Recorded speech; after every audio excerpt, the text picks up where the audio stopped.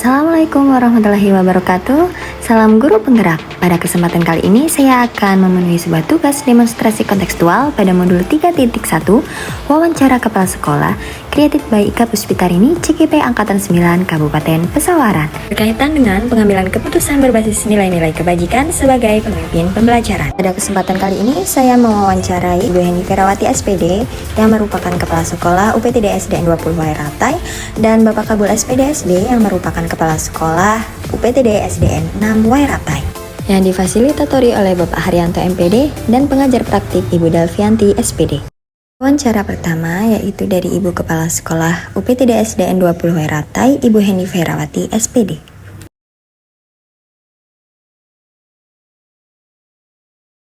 Assalamualaikum warahmatullahi wabarakatuh. Kembali lagi dengan saya Ika Puspitarini, CGP Angkatan 9 Kabupaten Pesawaran. Kali ini saya tidak sendirian.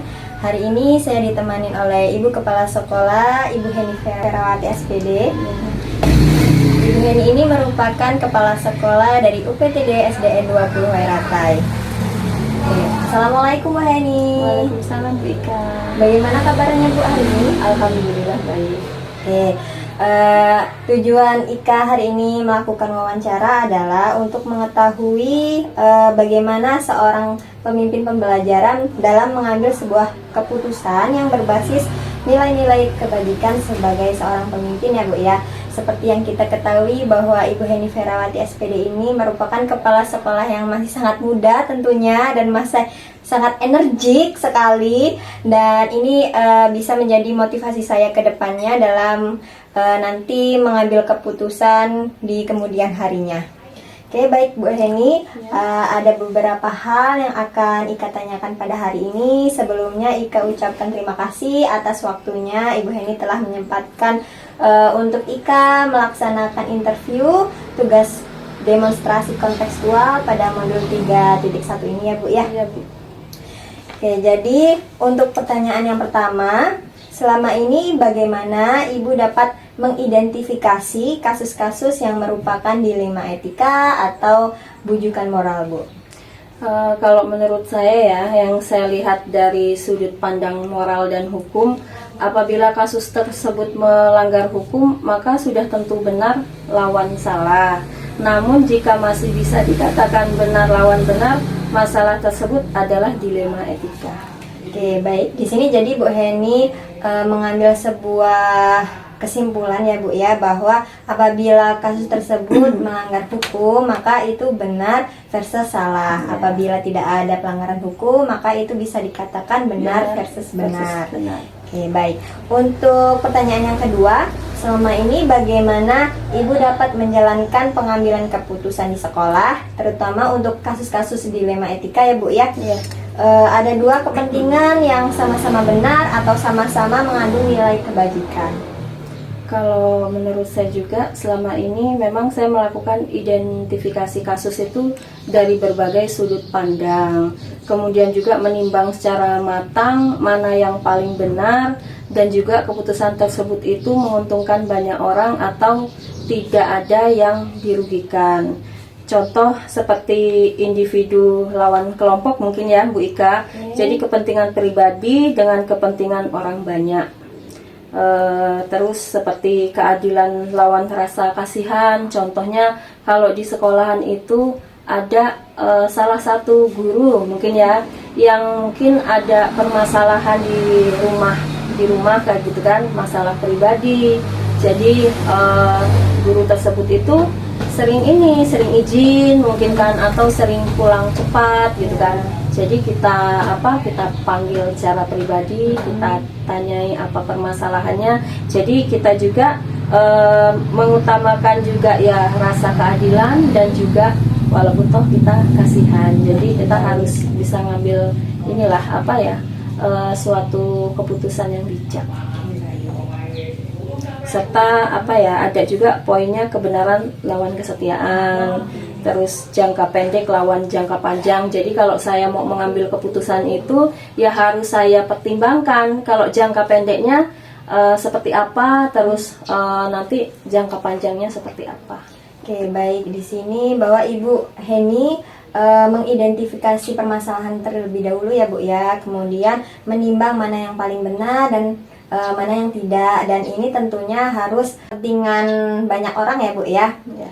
Kemudian di sini ada individu lawan kelompok, keadilan lawan kasihan, Kebenaran lawan kesetiaan, dan jangka pendek serta jangka panjang. Baik. Kemudian untuk langkah-langkah atau prosedur seperti apa yang Ibu lakukan selama ini dalam melaksanakan tindakan kasus dilema etika? Langkah-langkahnya itu ada beberapa konsep sih Bu Ika. Jadi yang pertama itu kita harus mengenali nilai yang saling bertentangan. Terus yang langkah selanjutnya ya menentukan siapa yang terlibat dalam situasi ini ya. Terus mengumpulkan fakta dan rekon juga dengan situasi ini. Terus poin berikutnya juga kayak kita menguji mana yang benar, mana yang salah. Terus pengujian paradigma benar lawan salah gitu, serta melakukan prinsip resolusi, investigasi, dan juga bentuk keputusan. Jadi dilihat lagi keputusan direfleksikan. Oke, baik. Jadi di sini Ibu mengambil 9 langkah dalam proses pengambilan sebuah keputusan dilema etika ya Bu ya.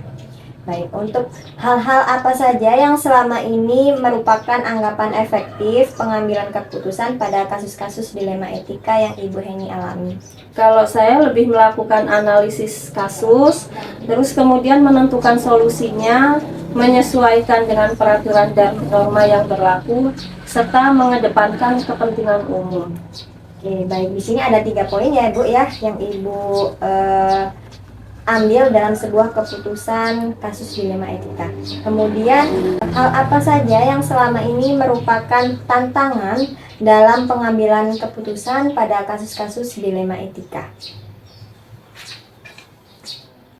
Jadi tantangan dalam pengambilan keputusan itu Bu Ika yaitu mencari keputusan yang terbaik, karena keduanya itu merupakan masalah yang memang sama-sama benar.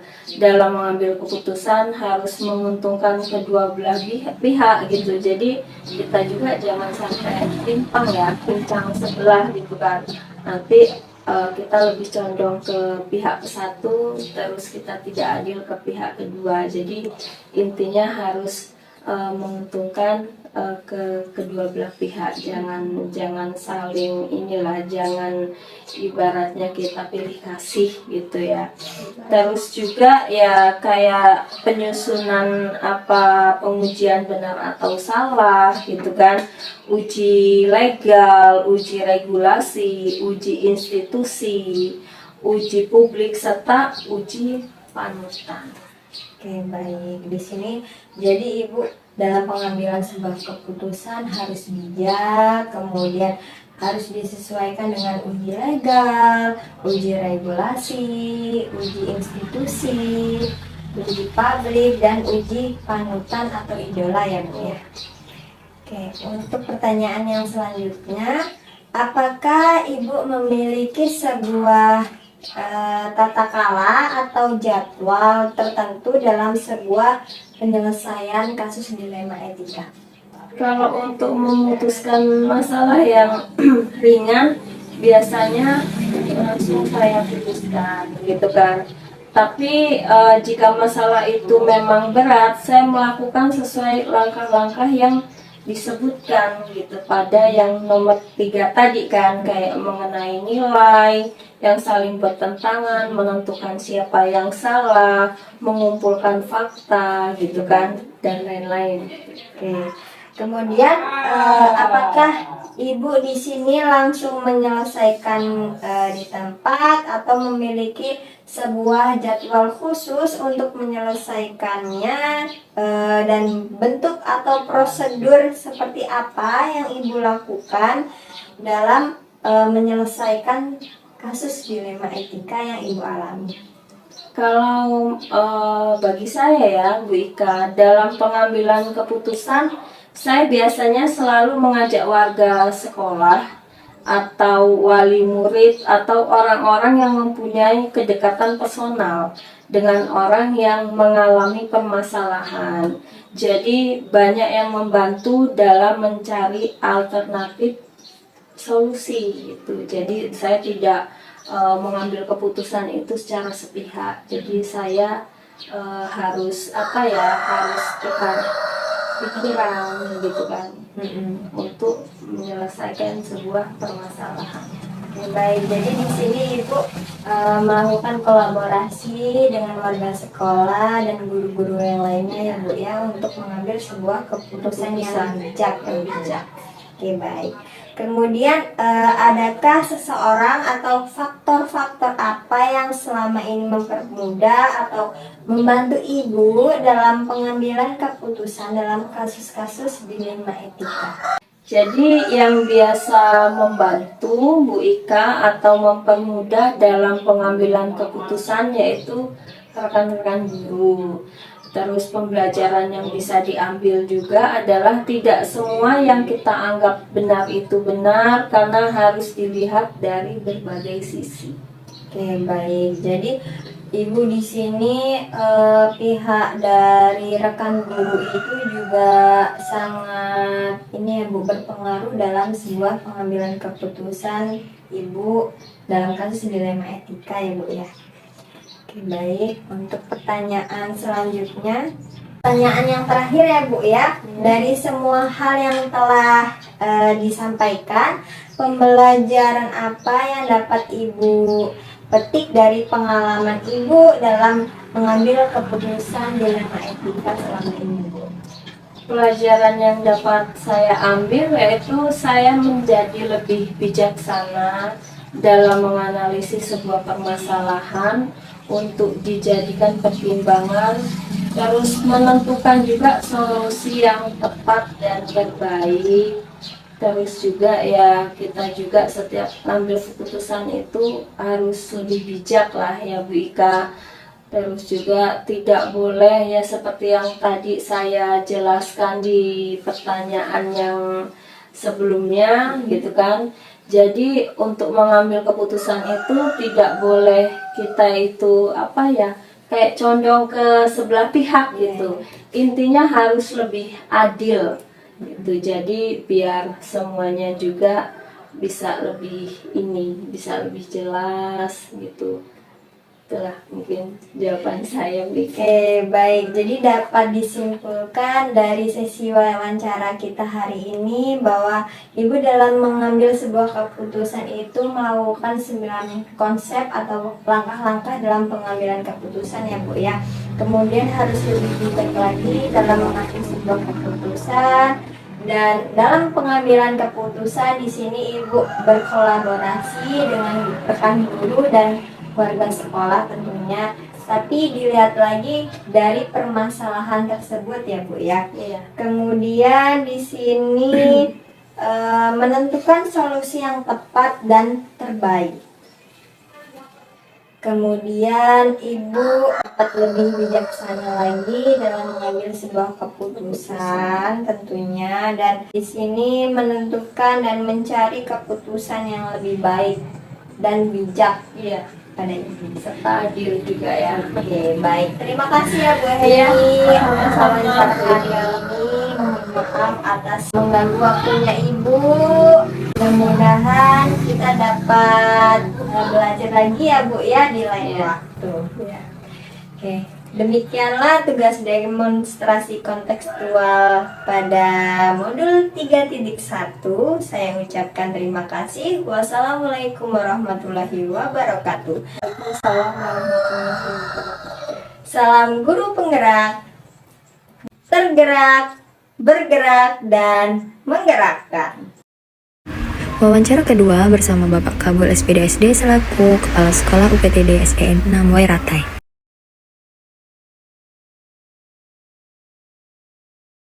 Assalamualaikum warahmatullahi wabarakatuh. Perkenalkan, nama saya Ika Puspitarini, CGP Angkatan 9 Kabupaten Pesawaran. Kali ini saya tidak sendirian. Kali ini saya ditemani oleh Bapak Kabul SPDSD selaku Kepala Sekolah SDN 6 Wairatai.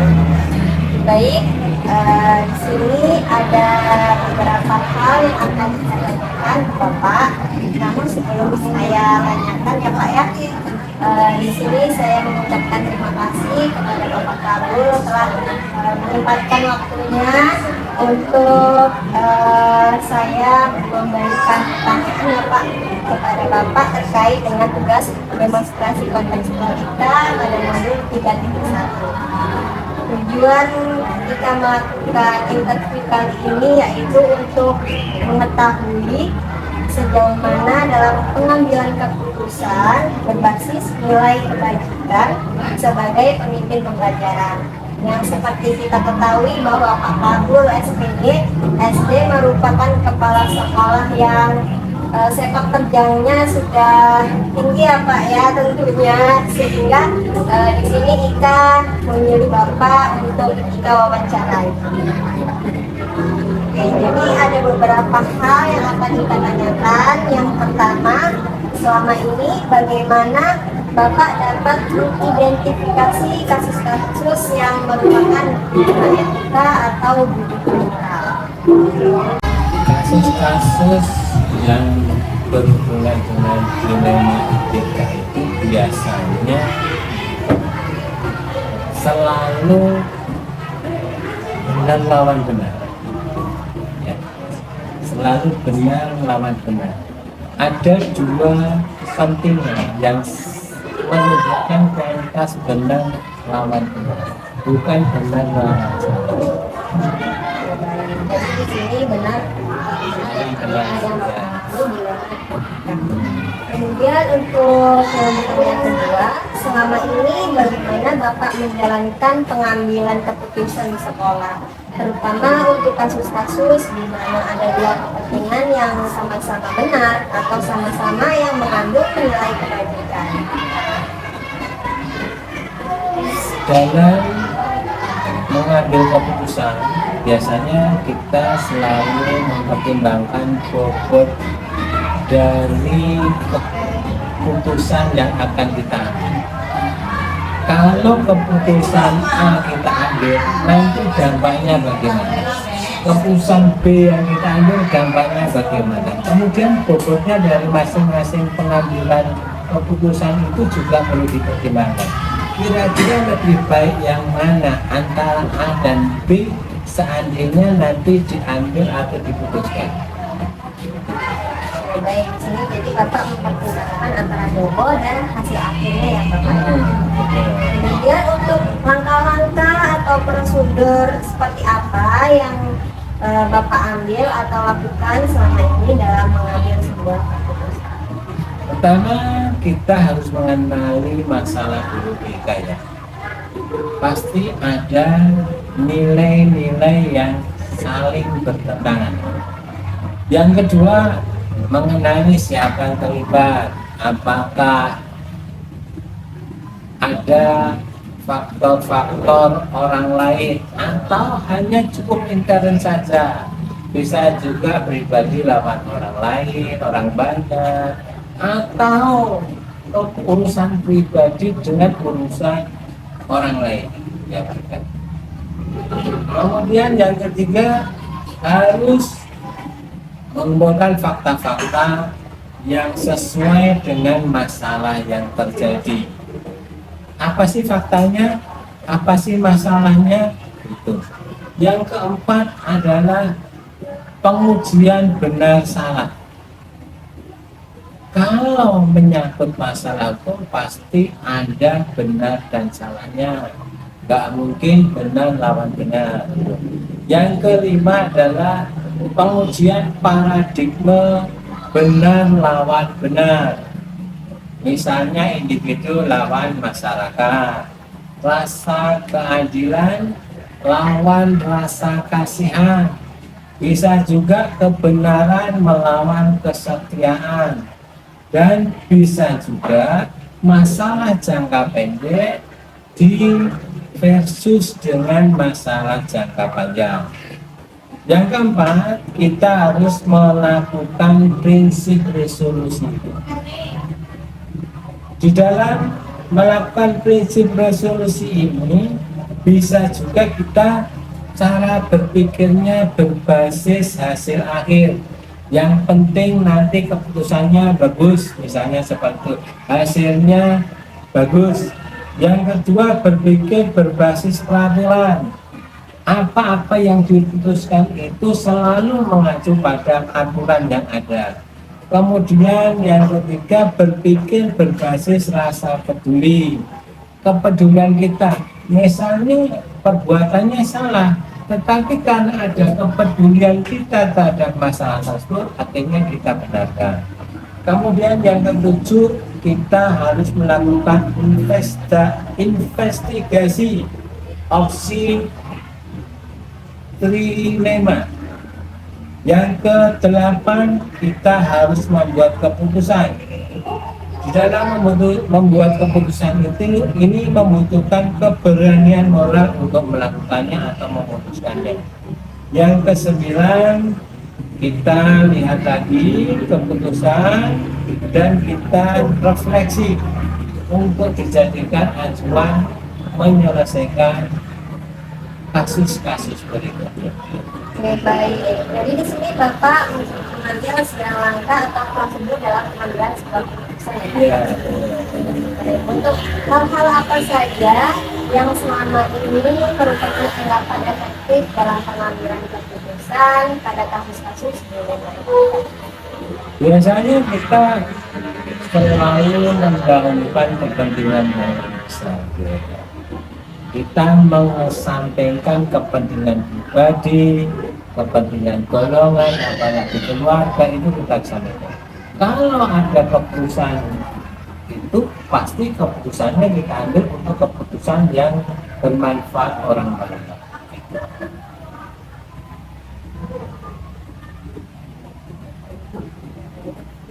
Kemudian juga keputusan itu harus berdampak membawa nama baik sekolah atau lembaga. Jangan sampai keputusan kita itu justru menjadi bumerang. Misalnya justru menjadi nama baik sekolah kita jelek dan sebagainya. Kemudian juga harus bisa melindungi masalah pribadi yang akan timbul. Artinya masalah-masalah pribadi itu seandainya timbul itu tidak merugikan kepentingan yang besar. Baik, jadi di sini ada 3 poin ya Pak. Yang pertama, mendahulukan kepentingan yang lebih besar. Yang kedua, berdampak membawa nama baik lembaga dan instansi. Dan yang terakhir, mampu melindungi nama baik pribadi, masalah pribadinya ya. Kemudian hal-hal apa saja yang selama ini merupakan tantangan dalam pengambilan keputusan pada kasus-kasus dilema etika? Kalau kita mengambil keputusan, biasanya selalu berbicara dalam pikiran kita. Justru yang berkecamuk itu atau saling kontraksi itu ada di pikiran kita. Selalu ada perang dalam pikiran. Masalah ini kita ambil atau enggak, kita putuskan atau enggak, untuk pribadi ataukah untuk orang lain. Kemudian, apakah Bapak memiliki sebuah rekala atau jadwal tertentu dalam sebuah penyelesaian kasus dilema etika? Apakah Bapak langsung menyelesaikannya di tempat atau memiliki sebuah jadwal untuk menyelesaikannya? Kemudian bentuk atau prosedur seperti apa yang Bapak lakukan? Biasanya kita nggak punya jadwal. Kalau ada masalah, begitu ada masalah langsung kita selesaikan secara langsung. Artinya insidentil, di mana kapan ada masalah kita langsung kita selesaikan, kita tidak pernah membuang waktu. Karena kalau kita simpan, siapa tahu nanti masalah justru akan kita lebih besar. Betul ya. Untuk pertanyaan selanjutnya, adakah seseorang atau faktor-faktor apa yang selama ini mempermudah atau membantu Bapak dalam pengambilan keputusan dalam kasus-kasus dilema etika ini? Kalau seseorang biasanya tidak ada yang membantu atau kita bukannya untuk menyelesaikan masalah. Paling kita komunikasi dengan rekan-rekan kerja, seandainya masalah itu memang perlu komunikasikan dengan rekan-rekan kerja. Tapi yang jelas faktor-faktor yang bisa apa tadi?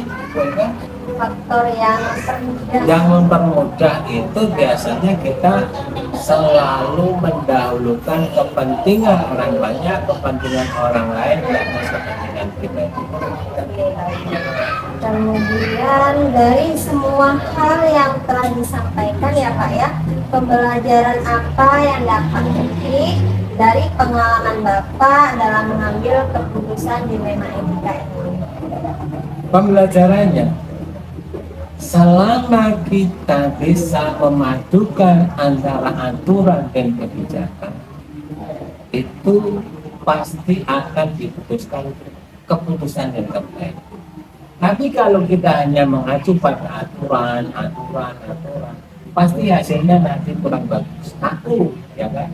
Tapi kalau ada antara aturan dengan kebijakan, pasti hasilnya bagus. Tapi kalau hanya kebijakan juga, hasilnya kurang bagus. Jadi kalau kita mampu memadukan antara aturan yang ada dengan kebijakan, pasti akan diperoleh keputusan yang terbaik. Baik Pak, mungkin ini saja ya Pak ya percakapan kita pada hari ini. Kemudian ada beberapa hal yang saya simpulkan berkaitan dengan interview kita hari ini. Yang pertama, Bapak menggunakan 9 langkah atau prosedur dalam pengambilan keputusan. Kemudian di sini Bapak mendahulukan kepentingan orang lain dibanding kepentingan individu ya Pak ya. Berdampak membawa nama baik instansi tentunya. Kemudian aturan dan kebijakan ini yang diutamakan oleh Bapak Kabul selaku kepala sekolah. Oke, baik, terima kasih Pak atas waktunya hari ini telah menyempatkan etika dalam interview nilai-nilai kebajikan pada modul 3.1. Saya akhiri, wassalamualaikum warahmatullahi wabarakatuh. Waalaikumsalam warahmatullahi wabarakatuh. Analisis dan reflektif. Hal yang menarik saat wawancara, yakni kedua kepala sekolah memiliki cara tersendiri untuk menyelesaikan problem yang dihadapi, namun tetap berpijak pada nilai-nilai kebajikan. Poin yang kedua, kedua kepala sekolah tersebut sama-sama mengambil keputusan paradigma rasa keadilan lawan rasa kasihan dengan prinsip berpikir berbasis rasa peduli, dan dalam pengambilan sebuah keputusan, terdapat 9 langkah pengambilan keputusan. Demikianlah tugas modul 3.1 demonstrasi kontekstual. Semoga bermanfaat. Saya akhiri. Wassalamualaikum warahmatullahi wabarakatuh. Salam guru penggerak, tergerak, bergerak, dan menggerakkan.